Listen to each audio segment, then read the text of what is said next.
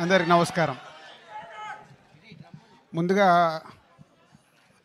మన సినిమాల్ని గ్లోబల్ సినిమాగా మార్చిన కొందరు దర్శకుల్ని ఇప్పుడు తలుచుకోవాల్సిన టైం.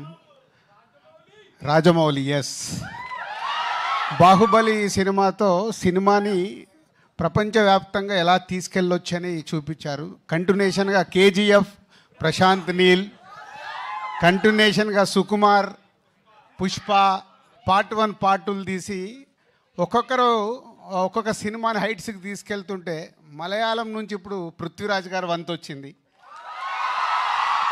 పార్ట్ 1 ఎంత ఘన విజయం సాధించిందో తెలుసు.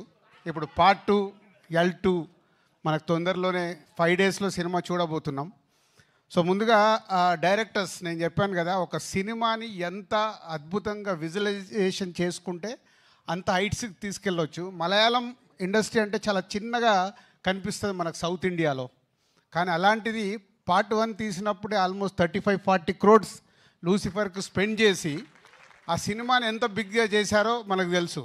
సరే, పార్ట్ 2కి వచ్చే వరకు 150 crores మలయాళం ఇండస్ట్రీ నుంచి 150 crores పెట్టి ఇంత భారీ బడ్జెట్ సినిమాని పాన్ ఇండియాగా, పాన్ వరల్డ్గా ఇస్తున్నందుకు ముందు పృథ్వీరాజ్ గారికి థ్యాంక్ యూ వెరీ మచ్. ఎందుకంటే టీజర్ చూసాము, ఒక వావ్ ఫ్యాక్ట్ ఉంది.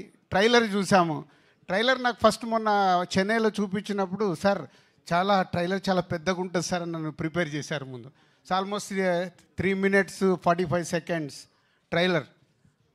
3 minutes 45 seconds అలా చూస్తూ ఉండిపోయాం. ఇప్పుడు కూడా రిపీటెడ్గా వేస్తే దాంట్లో ఎన్ని రకాలుగా ఎన్ని కథలు చెప్పడానికి ట్రై చేశారు డైరెక్టర్. అది గ్రాండియర్ విజువల్తో పాటు ఇంకా మోహన్ లాల్ గారిని సూపర్ స్టార్ అనాలో పాన్ ఇండియా స్టార్ అనాలో తెలియదు, కానీ సో మోహన్ లాల్ గారు అక్కడ స్క్రీన్ మీద కనిపిస్తుంటే ఒక వావ్ ఫ్యాక్టర్ కనిపిస్తుంది. సో థ్యాంక్ యూ పృథ్వీ గారు, థ్యాంక్ యూ మోహన్ లాల్ గారు అండ్ ఓల్డ్ టీమ్. సో 5 డేస్లో ఇంకొక 3 దర్శకుల పేర్లు చెప్పాను. 4వ దర్శకుడు కూడా పక్కన నిలబడబోతున్నాడు, పృథ్వీరాజ్ గారు. Is a pan India film. అన్ని లాంగ్వేజ్లో ఈ సినిమా సూపర్ హిట్ అయ్యి కనుక వర్షం కురిపించి 150 crores కాదు, నెక్స్ట్ వాళ్ళు 3 తీస్తే 300 crores ఫిలిం తీయాలని నేను ఆశిస్తున్నాను. Thank you very much. అంటే మనం ఎంత రెవెన్యూ వస్తుంటే అంత సినిమాల్ని పెంచుతూ మన దర్శకులు ఇవాళ వరల్డ్ వైడ్గా తీసుకెళ్లారు.